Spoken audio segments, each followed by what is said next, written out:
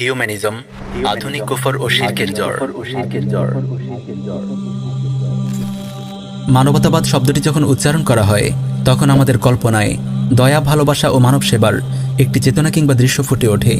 কিন্তু এই শব্দটি কিংবা চিত্রটির আড়ালে লুকায়িত আছে ভয়াবহ এক ঈমান বিধ্বংসী চেতনা।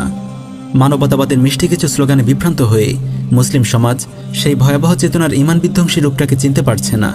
অথচ আধুনিক সময়ের সমস্ত কুফরি মতবাদের মূল কেন্দ্রে রয়েছে হিউম্যানিজম কিংবা মানবতাবাদ। হিউম্যানিজম শব্দটির উৎপত্তি রোমান যুগে। আধুনিক সাহিত্য ও সংস্কৃতি নির্ভর একটি বিশেষ শিক্ষাক্রমকে বোঝাতে এই শব্দের উৎপত্তি। কিন্তু ঊনবিংশ শতাব্দীতে এসে হিউম্যানিজম বা মানবতাবাদ একটি ধর্মের রূপ লাভ করে।